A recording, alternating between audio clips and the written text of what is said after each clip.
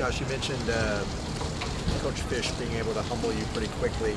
Was that harder after a week last week where you completed 22 out of 25 and basically were almost perfect?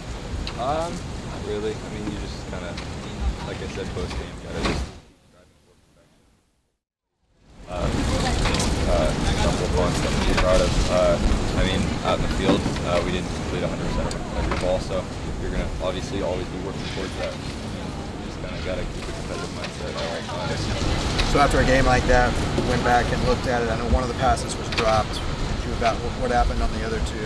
It seems silly that we're talking about two incompletions, but what do you remember those two plays? I mean, we reviewed the film a few days ago and moved on, and we're just kind of focusing on Memphis and hopefully try to replicate a similar game with being as efficient as we were. Has this start been kind of what you envisioned? So much time off thinking about how things might go when you got back on the field. Not really, because one of the big things I sort of, after my injury and all that happened, was stop looking so far ahead, taking every day for what it is, and trying to get better today, and only this one important tomorrow today, and that's kind of the approach that I've been taking, and I don't really have any vision for how the season's going to go. I just want to be as best as I can on every day. Do you feel like in some ways you might be a better quarterback as a result of taking those 11 months being away from the game? I mean, I don't know what it is specifically, but I'm playing the best football I've ever played. I feel more confident than I ever have. I couldn't tell you exactly what's going into it, but I just know that on the field right now with the players around me and the coaches around me, I'm playing the best football I have in my life. Coach Fish said that you were doing a better job of second, third, and fourth reads and knowing where they are and hitting them. What's gone into that? Just live bullets in the offense. Not everything be on a whiteboard against the same defense every time, and defensive linemen pulling up all their attributes. There's a little bit of a sense of urgency that I've had twice now that you can't really replicate in practice. So you kind of have to battle test the offense a little bit, and it really kind of it's a lie detector test on how well you really know it. What role does confidence play for you?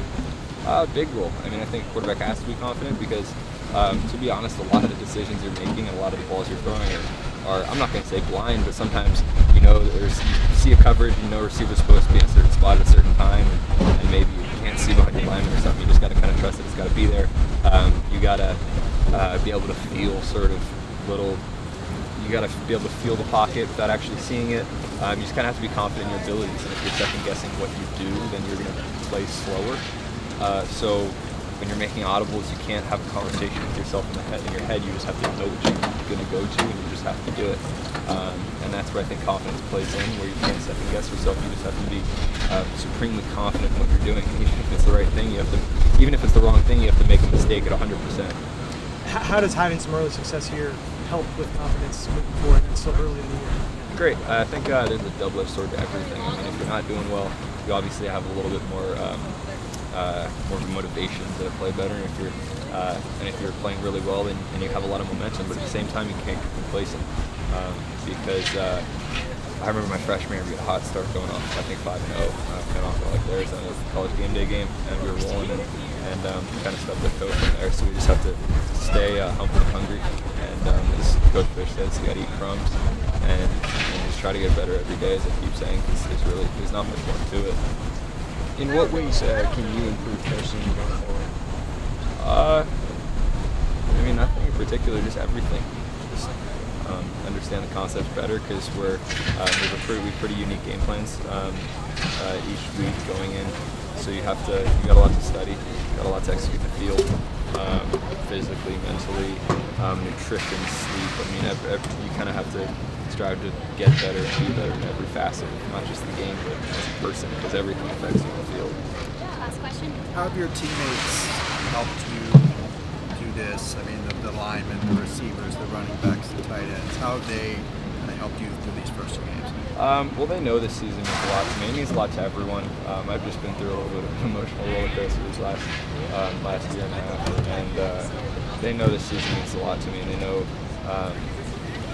we're fighting for each other's teams, basically. We're playing as hard as we can, not for the success that we individually can have, but the success that one another can have. Caleb had all the catches he had in that A&M game, but I think the touchdown meant more to him in the Hawaii game because it was his first career touchdown. And we got a lot of guys in that game with Hawaii. We got my buddy Mike Maveson at free safety as we play. I mean, the Pasquales talk about how special it was when Nick got in for a play while I was still in high school, and how that's still to this day stays with their family. And it's special to a lot of guys when you get people in like that, and whether starters or backups, and playing for each other's dreams. Everyone's just got a little bit different of a dream. So I think that's what's so special about this team, is that we're really playing for each other. And I know that everyone on offense and defense, and special teams, and coaching staff has my back, and likewise I have theirs. Yeah, how you doing? Yeah. Three touchdowns in a game. Is that pretty special to you? It is special. Never thought of it. Just kind of just happened. You know, we just practiced. The plays kind of just came, and it's something that just happened on those things. Are touchdowns? I mean, you know, yardage, receptions, touchdowns. Is touchdowns the ultimate, or is it yardage? Is it number of catches? Winning is the ultimate thing. You know, we're trying to do better than we did last year. So, you know, I didn't like the taste that we had last year, ending that and loss. So, you know, winning is the most ultimate, and I think the individual goals will come after that. Have you seen a difference in Josh and kind of the way he's been able to find you guys and lead the team in these first 2 games? He is. I mean, it's Josh Rosen. I mean, it's nothing I haven't seen before. I just think he's got his mojo back, plays more confident, and he believes that he can. He can make any play. He mentioned being more confident too. Does that rub off on other guys when you see your quarterback feeling that way? It does. I mean, when you see him confidence and knowing that he knows all the plays, he knows where people are supposed to be, he can make any ball, and he has confidence in his arm. I mean, it just puts us at ease knowing that it's going to be there. All we just have to do is run our right route at our right depth, and the ball is going to be there. We can make plays. How much does he do at the line of scrimmage, getting you guys with the right play, adjusting what's happening? You know, he kind of just adjusts according to the defense. If he doesn't see something, he'll tell us certain different signals or whatever. But too much, nothing too much. You know, we're already lined up in our right spot, and he just, so we can put him at ease. He's already a quarterback, has a lot going on his plate, so we try to keep it as simple as possible for him. What's it like having Caleb Wilson kind of have this breakout moment that he's been working so hard for? It's good. I think it's awesome. I mean, he was a walk-on over at SC, got a scholarship over here, didn't play too much last year, but, you know, he got a shot, and he made the most of it. I'm just happy for him. I think it's, like I said, we have a lot of weapons on offense, and I think that's our advantage. What kind of personality does Caleb add to this game? Oh, big personality. You can always count on him to have make you smile. I mean, rather you having a bad day, he can make you smile just like that, and I think that's a great person to have on your team, just the personality he has.